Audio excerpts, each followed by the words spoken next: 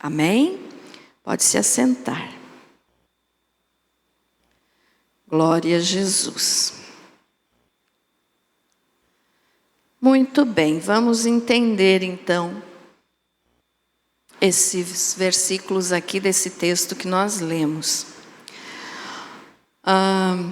Aqui quando diz o vaso do oleiro, nós temos que primeiro fazer uma diferença entre o vaso e o que está fazendo o vaso, né? Então o vaso aqui é feito de barro e o oleiro é quem o está moldando. Então aqui o oleiro está representando o nosso Deus Criador, o Pai, que criou todas as coisas.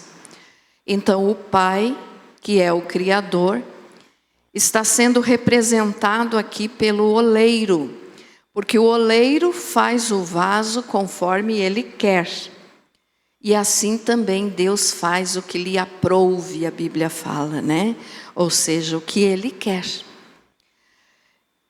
Então aqui o Senhor tinha mandado o profeta Jeremias ir até a casa do oleiro, ou uma olaria, né? Onde estavam sendo feitos os vasos de barro, que era então na casa desse homem que era o oleiro. Não fala o nome do oleiro, porque não tem importância aqui o nome do homem, mas tem importância o significado de quem é. Então é o Pai, o Deus Todo-Poderoso, né? O símbolo do Pai. E aí diz assim, dispõe-te e desce à casa do oleiro, e lá ouvirás as minhas palavras. Então Deus ordenou Jeremias ir até a casa do homem que fazia os vasos de barro. E ele foi. E quando ele chegou lá, então ele viu, né, ali no versículo 3 fala: desci, pois, à casa do oleiro, e eis que ele estava ocupado com as suas obras, com a sua obra sobre as rodas. Então o homem estava fazendo um vaso de barro. Mas no versículo 4 diz: como o vaso que o oleiro fazia de barro se lhe estragou na mão, tornou a fazer dele outro vaso, segundo bem lhe pareceu. Então aqui, como o oleiro, né, que está manuseando ali o barro para fazer um vaso, faz conforme bem lhe parecer, Deus também faz todas as coisas conforme bem lhe parece. Amém? Então domingo eu ainda falei aqui na mensagem que eu disse assim: tem gente que quer dar ordem para Deus. Não existe quem possa dar ordem para Deus. Ele sabe o que faz, como faz e quando faz. Amém? Então Jeremias obedeceu, né? E aqui então se tratava, Deus queria passar uma mensagem para a nação de Israel. Mas eu quero trazer aqui para você hoje, especificamente assim, sobre o vaso, sobre o barro. E aqui nós podemos observar que o barro, então, ele nos representa. Nós somos feitos de pó. E o pó, quando misturado com água, vira barro. E nós somos, então, esse vaso, né? Esse vaso de barro, que é frágil, mas que contém um tesouro muito grande dentro de si. Então somos nós. Nós somos feitos de barro, de pó, mas nós temos um tesouro muito grande dentro de nós. Aquele que já aceitou o Senhor Jesus, é claro que o tesouro maior é Jesus. Mas aqui eu estou me referindo à nossa alma. Então a nossa alma é esse tesouro que nós temos dentro desse barro que quebra facilmente, que é o nosso corpo. Amém? Então veja só, quando o oleiro quer fazer um vaso, ele vai provavelmente ao rio, né? Nessa época aqui então não existia um lugar específico para vender a argila ou o barro. Então ele ia até o rio, pegava o barro, né? Para fazer os seus vasos. E ele começava então a preparar esse barro. Eu vou primeiro falar um pouquinho do feitio do vaso, para depois entrar na nossa vida, tá? Então ele vai ao rio, pega uma porção de barro, né, ou argila. Ele escolhe então esse barro e ele leva para casa e ele começa um trabalho nesse barro. Não é simplesmente pegar o barro e já moldar um vaso. Não pode. O que o oleiro tem que fazer? Ele começa a retirar as impurezas do vaso. O que é isso? As sujeiras, pedrinhas, pedacinho de árvore, tudo que tivesse ali próximo ao rio, ao barro, que se misturou quando ele pegou. Então ele começa a fazer esse processo de limpeza. Tá, irmãos? Ele começa a tirar as impurezas do barro, porque se ele fizer um vaso com sujeira, pode ser a mínima pedrinha que for, o vaso vai se quebrar. Então não pode ter nenhuma sujeira. Depois disso, então, depois que ele limpa o barro, né? Ele começa a fazer um processo de preparação nesse barro. Como assim?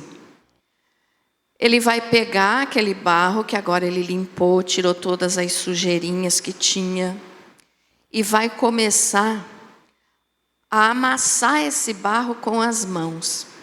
Ele vai começar a moldar esse barro.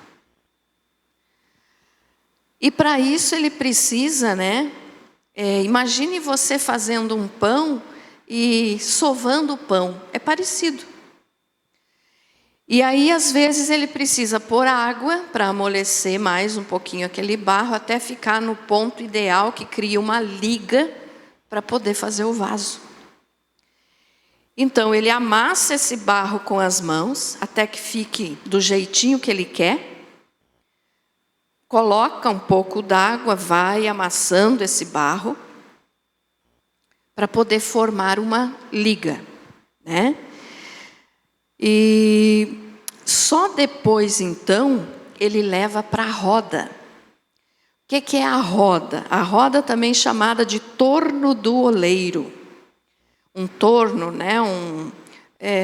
Vocês já viram até, teve um filme muito famoso que era o Ghost, que a mulher estava lá moldando um vaso. Quem é que lembra desse filme? Que eu não aconselho você a assistir, tá? Eu nunca assisti inteiro, porque é um filme espírita, tá? Mas ali aquela cena que a gente vê ela, né, preparando aquele barro ali, é aquilo ali que o oleiro faz. É aquela roda ali que fica movimentando e o barro vai mexendo, o oleiro com a mão ao redor vai moldando. Então veja só, o barro é escolhido, o oleiro tira toda a sujeira, tira toda a impureza, depois amassa esse barro, cria aquela liga para poder ficar firme, e daí leva para essa roda, ou para esse torno de oleiro. O nome é torno de oleiro. E daí ali nessa roda, o vaso é moldado. Tá? Então, moldado significa a forma que ele quer dar para o vaso. A forma que ele quiser fazer. De repente, se ele quer fazer um vaso com alça, ele faz com alça. Ele quer fazer com tampa, ele faz com tampa. Ele quer fazer redondinho, ou tipo um cântaro, né, mais alto. Então ali o oleiro vai fazer do jeito que ele quer esse vaso. Nessa roda, passando as mãos ao redor. Só que tem um detalhe. Às vezes o vaso quebra na roda. E quando quebra, que foi o que aconteceu aqui quando Jeremias viu o oleiro fazendo o vaso se quebrou na mão do oleiro. Mas aqui tem um detalhe, olha só, se quebrou na mão do oleiro. Então é melhor se quebrar na mão do oleiro, que tem como consertar, do que se quebrar quando cai no chão, quando alguém bate, né, quebra, estraga. Então, olhe bem o detalhe, aqui ainda diz ali, se quebrou na mão do oleiro.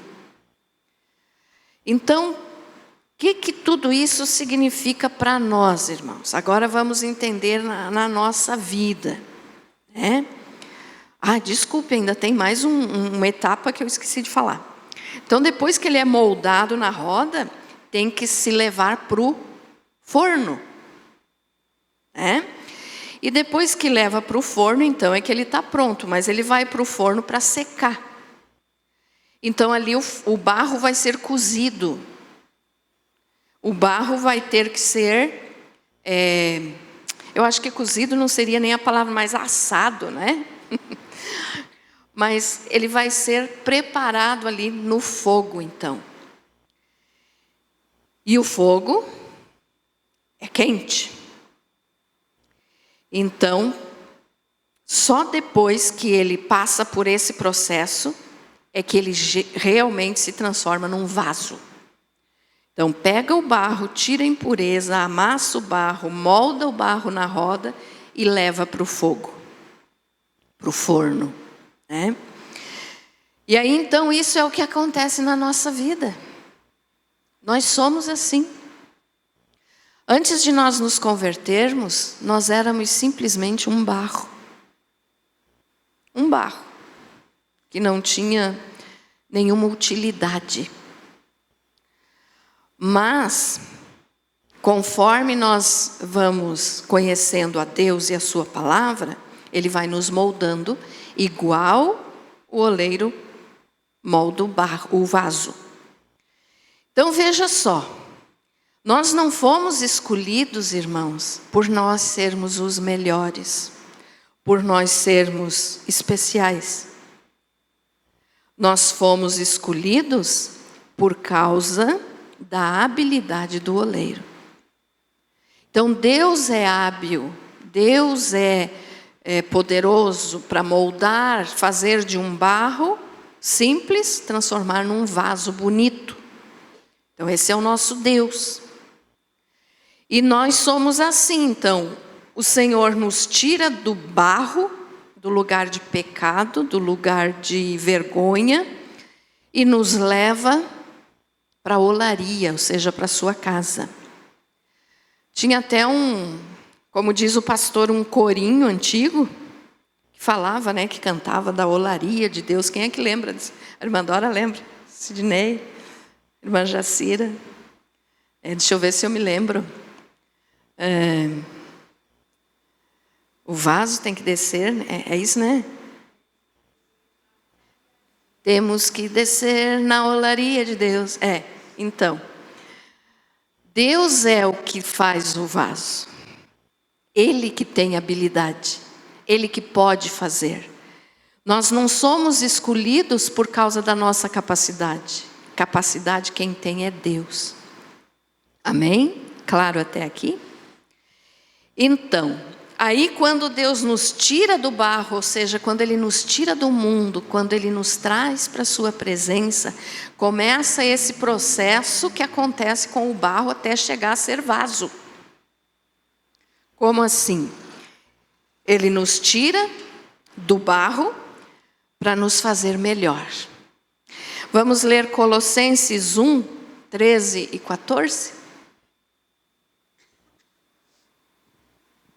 Colossenses 1, 13 e 14.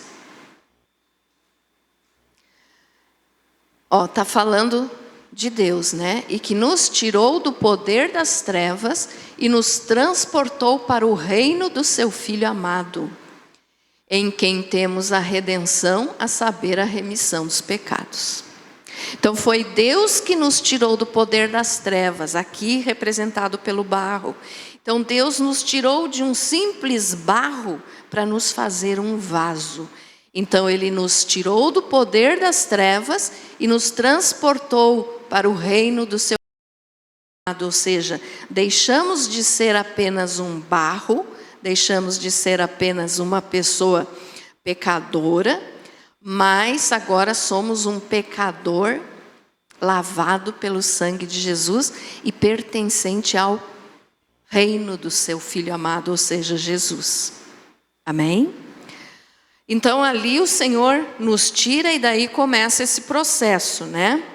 O que acontece com uma pessoa quando ela vem para a presença de Deus? Que ela se converte então, aceita Jesus como Senhor e Salvador. E o que Deus começa a fazer na vida dessa pessoa? Ele faz aquilo que eu falei lá no início, que o oleiro faz no barro.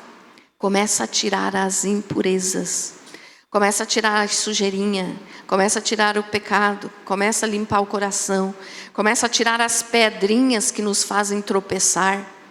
Como eu falo sempre para vocês, nós não tropeçamos em pedras grandes, nós tropeçamos em pedrinhas pequeninhas. A pedra grande você enxerga de longe, você não vai tropeçar numa pedra grande. Mas a pedrinha pequenininha que você não enxerga, às vezes faz você pisar, virar o pé e cair.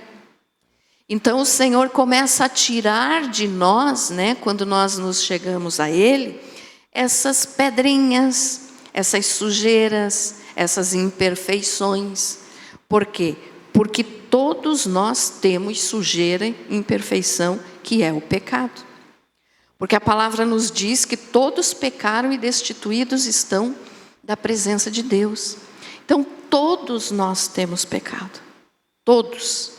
Menos Jesus. Jesus que nunca pecou. Então Ele tem condição de nos purificar. Amém? Então o Senhor começa a tirar de nós as sujeiras que representam o pecado.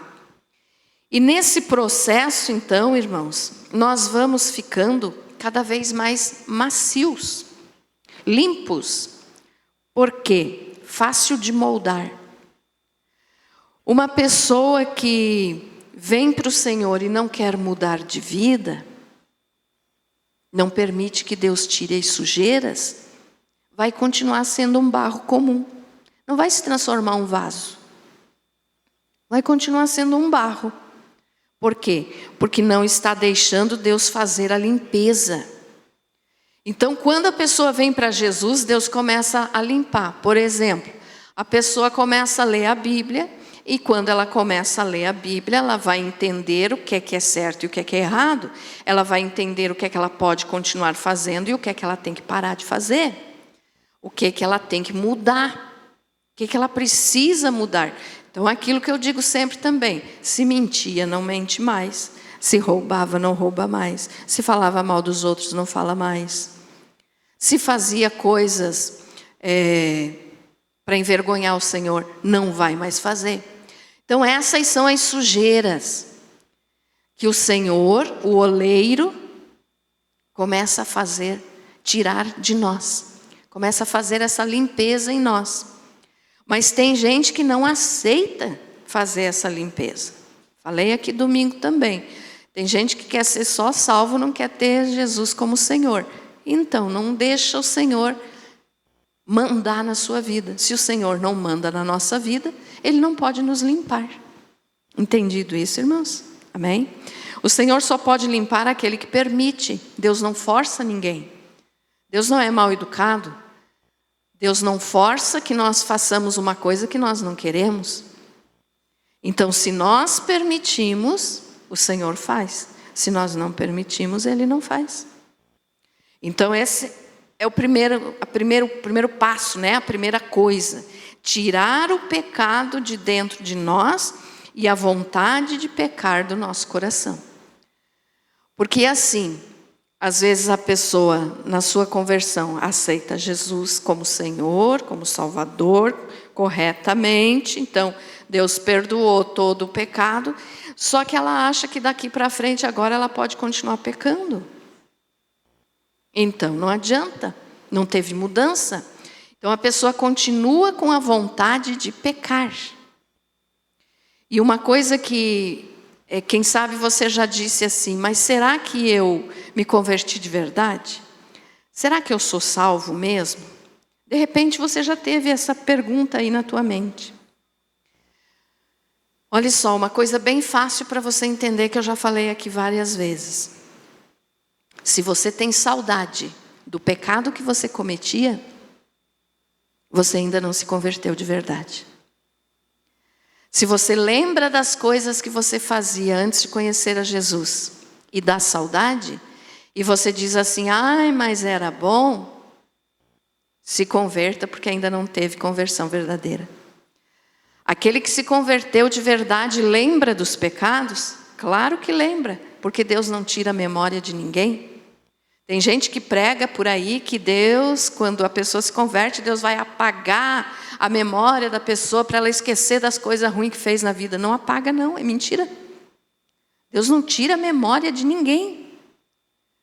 Nós continuamos lembrando, nós lembramos de todas as coisas erradas que nós fizemos. Só que se você se converteu de verdade, quando você lembra das coisas erradas que você fez, você sente nojo. Você para e diz assim, mas como que eu pude fazer isso? Então essa pessoa se converteu de verdade. Agora aquele que ainda tem saudade das coisas que fazia, não houve conversão. Então é muito fácil saber se a pessoa é salva ou não. Tem saudade? Não é salvo ainda. Tem nojo? Amém. Aceitou a Jesus. Então o pecado hoje tem que nos causar nojo e não saudade.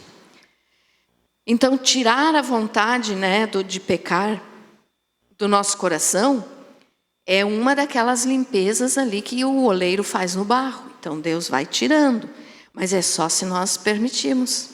Se nós não permitirmos, Deus não tira, Deus não força.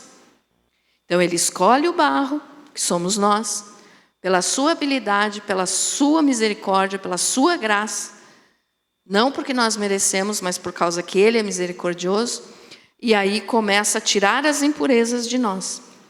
Depois que Ele tira as nossas impurezas, então Ele começa a nos amaciar. Como que é esse amaciar aqui espiritual? Tem gente que não se deixa amaciar. Como assim? A palavra de Deus nos fala em Provérbios 29:1, que aquele que muitas vezes repreendido, endurece a cerviz, não se arrepende, né? Será quebrantado de repente, sem que haja cura. O que é endurece a cerviz? É não se dobrar diante de Deus, porque a cerviz é a nossa coluna, né? Então tem gente que não se dobra, isso eu estou falando espiritualmente, mas não se dobra espiritualmente diante de Deus para reconhecer os seus pecados, as suas falhas, para reconhecer que sem Deus não é nada, que precisa de Deus. Então essa a palavra diz, você não vai se dobrar, não vai reconhecer que você precisa ser amaciado por Deus, você não se deixa amaciar por Deus, Deus tem que te moldar e você não quer, então vai ser quebrantado de repente, sem que haja cura. Essa palavra aqui é um versículo bem sério. Vamos ler? Coloca aí, filho. Provérbios 29:1.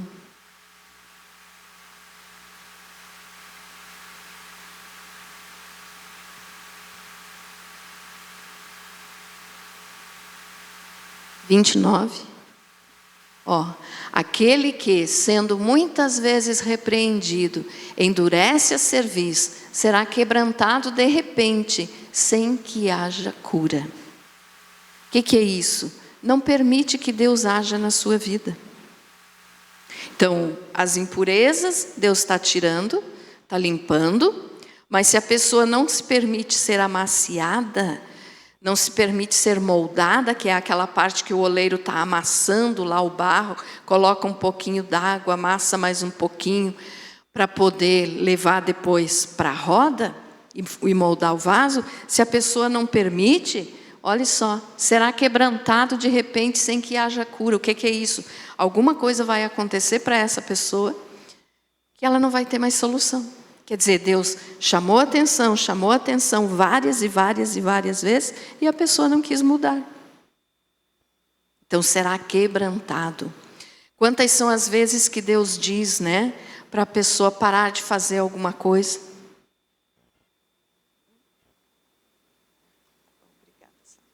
Para a pessoa parar de fazer alguma coisa e a pessoa não quer parar. Ou para a pessoa fazer alguma coisa e a pessoa não quer fazer. Então Deus vai dando chance, Deus vai dando oportunidade. Obrigada, Sara.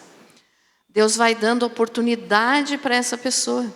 Mas se a pessoa não quer mudar, será quebrantado de repente e daí não vai ter cura. Ou seja, Deus deu tanta chance e ela não quis, então agora deu, acabou. As pessoas brincam com Deus, achando que Deus sempre está pronto para perdoar. E Ele realmente está.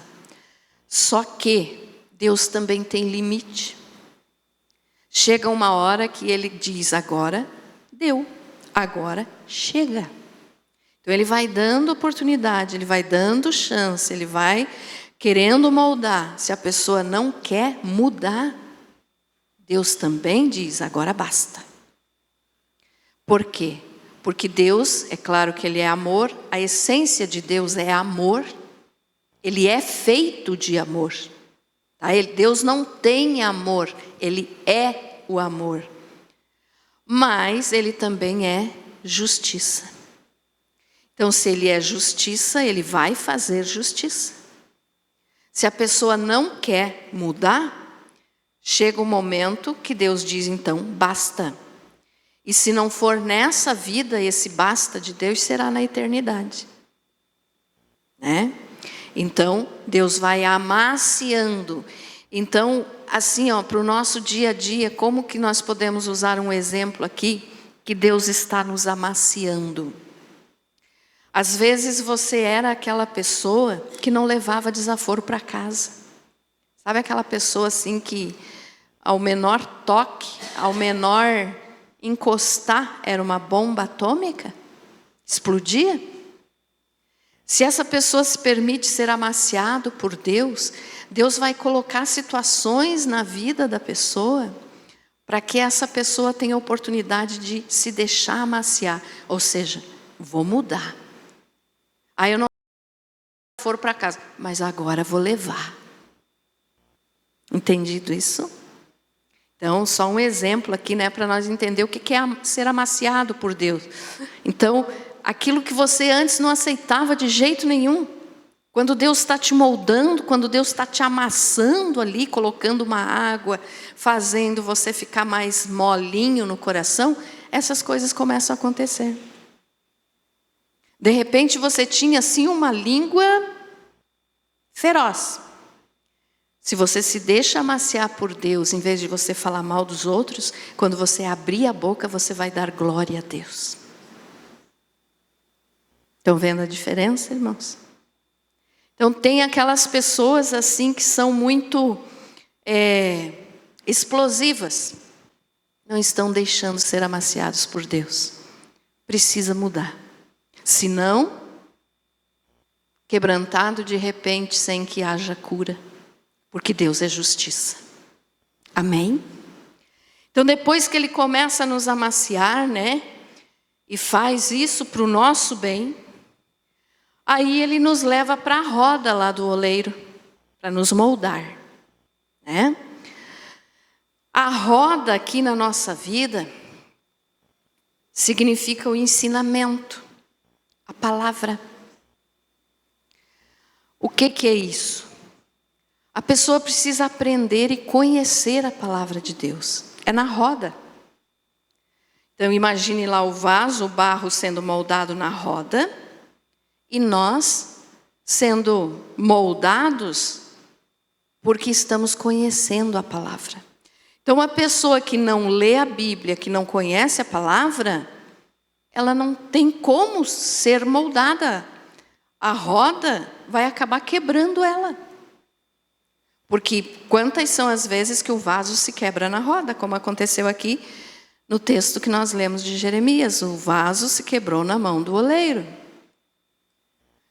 Não tem como nós sermos completamente transformados em vaso se nós não aprendermos a palavra, se nós não conhecermos a palavra. Então, para nos moldar segundo a sua vontade, Deus precisa nos pôr na roda. E essa roda é buscar conhecimento. Temos que buscar conhecimento. O que fala lá em Oséias 4:8? É isso, né? Meu povo perece por falta de conhecimento. É a roda. Não tem como nós ser um vaso se nós não for conhecedor da palavra. Então é a roda ali, imagine a roda lá, você ali como um barro ali, girando naquela roda e Deus te ensinando. Deus te mostrando a palavra. Aqui tem que ser assim, aqui é desse jeito, ali é assim. Então é isso que nós temos que aprender. Temos que conhecer a verdade, para a verdade poder nos transformar. O que fala lá em João 8:32? E conhecereis a verdade, e a verdade vos libertará. Então, nessa etapa da nossa vida, é quando nós estamos na roda. Conhecer a palavra. Tem gente que não sabe, não lê, não se interessa por ler a Bíblia, mas conhece todas as novelas da televisão. E daí? Não sabe um versículo bíblico, não sabe um capítulo bíblico, mas conhece o capítulo da novela do início ao fim. Como que essa pessoa vai ser transformada num vaso usado por Deus, se não conhece a palavra? Não tem como. Não tem como, irmãos, um médico fazer uma cirurgia em alguém se ele não estudou anos para fazer isso. Então não tem como nós sermos transformados em vaso se nós não conhecemos a palavra. A palavra é a roda na nossa vida. É ela que vai estar nos girando ali, nos ensinando. Ficou entendido isso? Amém? Então é a roda. Né? E às vezes nós quebramos na mão do oleiro, que é Deus, quebramos. Quantas são as vezes, quem sabe, que você já foi quebrado nas mãos do oleiro? Ai, pastora, como assim? Quando nós pecamos, nós quebramos. Quando nós fazemos as coisas erradas, nós estamos ali na mão do oleiro, na roda, mas se nós pecamos, nós acabamos quebrando, porque o pecado nos afasta de Deus. Então é melhor quebrar na mão do oleiro do que quebrar longe da mão do oleiro para ele não poder nos fazer de novo. Então não se culpe quando você pecar, nós somos pecadores. Mas também foi o que eu falei domingo, o pecador que se limpa e o pecador que não se limpa. Então nós somos pecadores, sim, mas pecadores remidos pelo sangue de Jesus. Então podemos de vez em quando quebrar, acontece, nunca queira quebrar. Mas se acontecer, tu está na mão do oleiro, ele vai te refazer. Agora, se não está na mão do oleiro, aí a coisa fica séria. Né? Então nunca saia da presença de Deus. E depois então que ele nos coloca na roda, para nos ensinar a palavra, né? A palavra de Deus, nos molda, nos ensina, nos aperfeiçoa, nos purifica, aí nós temos que ir para o forno, para o fogo. Quanta gente está passando aí num fogo terrível. A gente seguido passa por isso, né? Um fogo que às vezes a gente diz, quando o Senhor vai passar isso? São as lutas, os problemas, as dificuldades, as provas. Mas é preciso.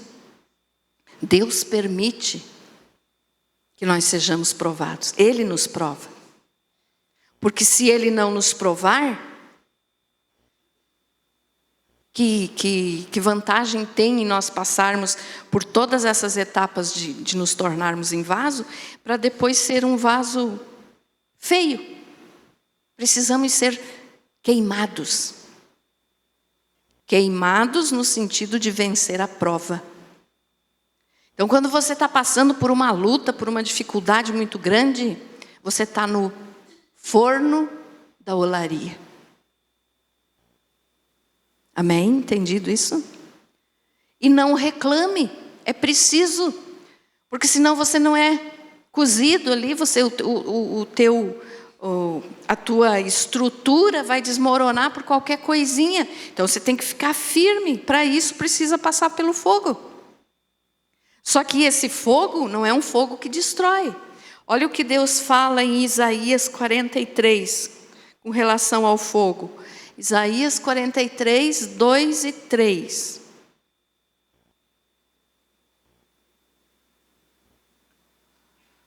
Quando passares pelas águas, eu serei contigo. Quando pelos rios, eles não te submergirão. Quando passares pelo fogo, não te queimarás, nem a chama arderá em ti. Então nós vamos passar pelo fogo todo dia. Sempre. Só que tem uma diferença, esse fogo vai nos fortalecer, vai nos firmar, vai nos purificar, é o fogo purificador do Espírito Santo. E não vai nos, não vai nos queimar. Porque o vaso não pode queimar no forno, tem a medida certa. É a mesma coisa que você fazer um pão lá na tua casa. Se você deixar muito tempo, vai queimar. Né? E daí você vai comer aquele pão bem queimado? Não vai, não tem como. Então tem a medida certa do fogo.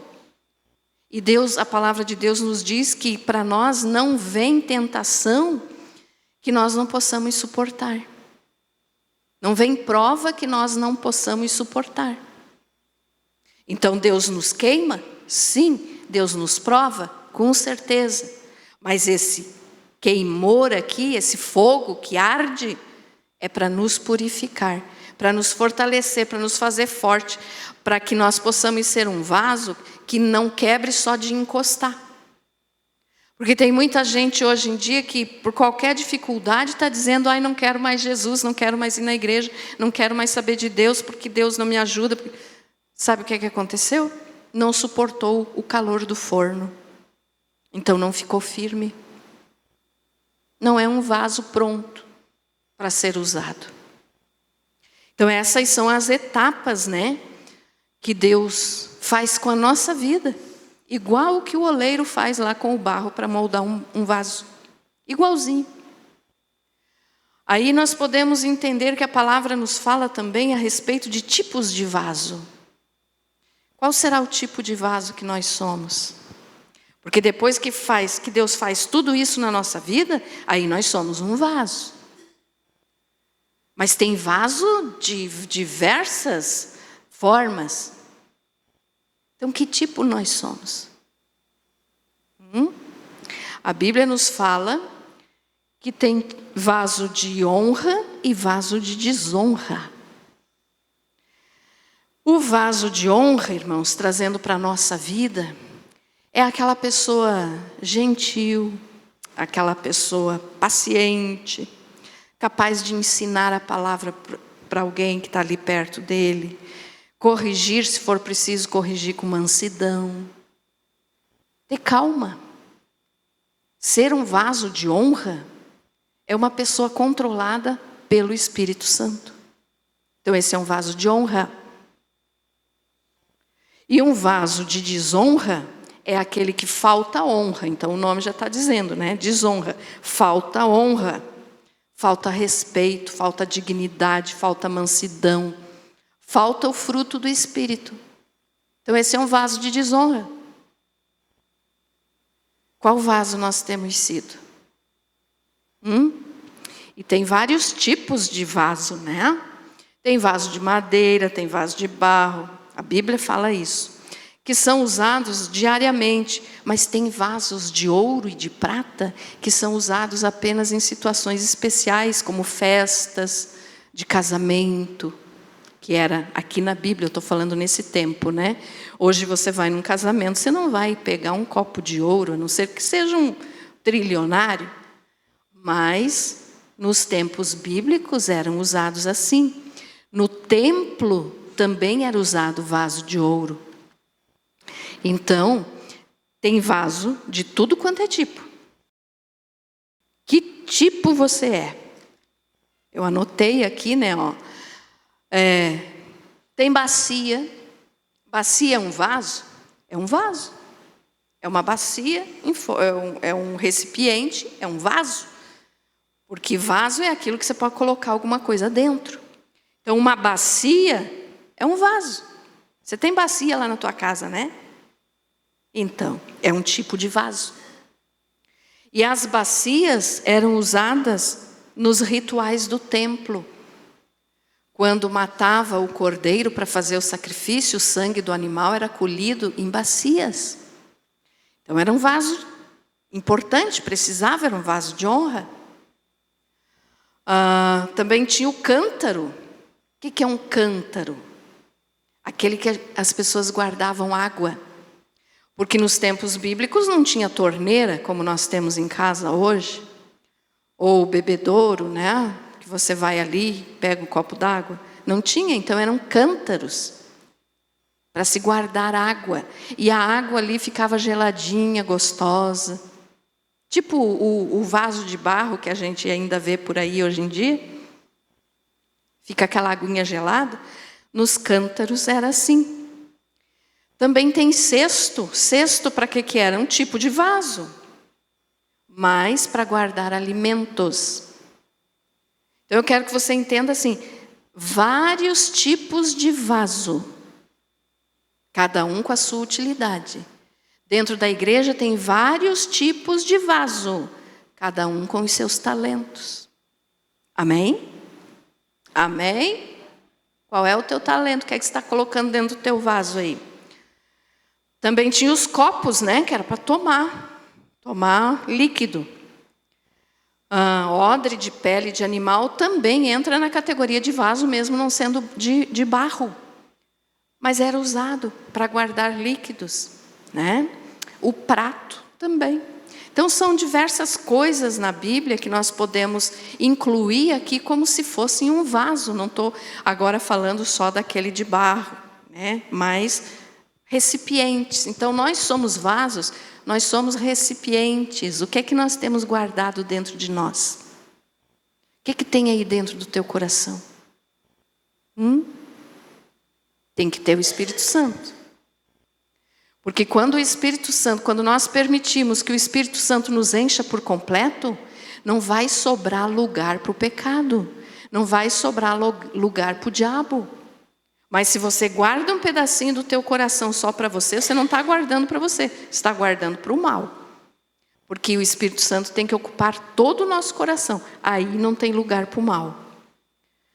Então esses tipos de vasos aqui, né, eram vasos de honra. Mas, e os vasos de desonra? Sabia que nós temos vaso de desonra em casa? Por acaso você lembra de algum?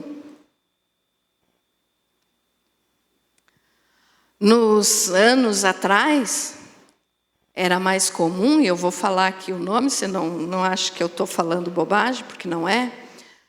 Vocês lembram que o pinico... Ai, pastora, você está falando de pinico. Pinico é um vaso de desonra. Hoje em dia é o nosso vaso sanitário. É um vaso de desonra. É útil? É, né? Mas não tem honra. Por quê? Porque tem sujeira. Sujeira é símbolo de pecado. Então eu não estou dizendo lá para você não usar mais teu vaso, não é nada disso, tá? Mas é um vaso de desonra. E tem outro vaso de desonra também que a gente tem em casa. E temos até aqui na igreja, né? Qualquer lugar tem um lixeiro. Já pensou no lixeiro? O lixeiro é um vaso de desonra. Por quê? Porque tudo que não presta mais, tudo que você não quer mais, vai para o lixo. Vai ali para aquele vaso, para aquele recipiente ali que nós chamamos de lixeiro, vai tudo ali que não presta. Então é um vaso de desonra. Trazendo isso para a nossa vida, como que nós entendemos? Se você está sendo usado pelo Espírito Santo, se você está cheio do Espírito Santo, se você permite ser moldado por Deus, você é um vaso de honra. A pessoa que não permite ser moldada por Deus, está longe de Deus, está em pecado, é um vaso cheio de sujeira, cheio de pecado. Ou é um lixeiro, ou é um vaso sanitário. No exemplo, né, irmãos? Não tem ninguém com cara de vaso sanitário. Mas é assim que funciona. Então nós temos que encher o nosso vaso da presença de Deus. Presença de Deus, irmãos. Quando nós temos a presença de Deus, nós temos tudo. O Salmo 23 que diz, né? O Senhor é o meu pastor e nada me faltará. Irmãos, quando Davi falou isso, ele não estava dizendo que não ia faltar dinheiro para ele, que não ia faltar comida, que não ia faltar roupa, que não ia faltar casa. Ele não era isso. As pessoas entendem isso, mas não é isso que o Salmo quer dizer. O Senhor é o meu pastor e nada me faltará, quer dizer que se eu tenho Deus, eu tenho tudo. Então nada me faltará, mesmo que eu tenha falta das coisas materiais, mas se eu tenho Deus, eu tenho tudo. Amém? Então é isso que significa o Salmo 23, que as pessoas conhecem, mas interpretam errado. Então se nós temos a presença de Deus, nós somos vaso de honra. O que você prefere ser? Um vaso bonito? Que coloca lá, eu tenho bastante vaso de barro lá em casa. O que você prefere ser? Um vaso de barro assim bonito para fazer uma decoração, para deixar a tua casa bonita, né? Ou um lixeiro? Então no mundo espiritual é assim as coisas, são assim.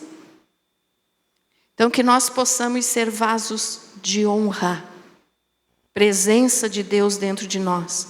E aí nós somos cheios do Espírito Santo, nós temos tudo o que precisamos. Pode faltar comida, pode faltar dinheiro, mas se Deus não nos falta, não nos falta nada. Temos tudo.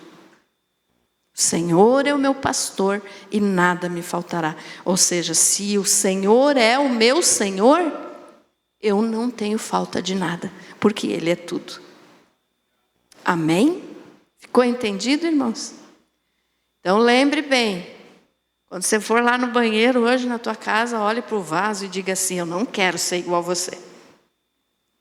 Ou quando você vê o lixeiro lá na tua casa, sei que estou precisando de você aqui, mas não quero ser igual a você.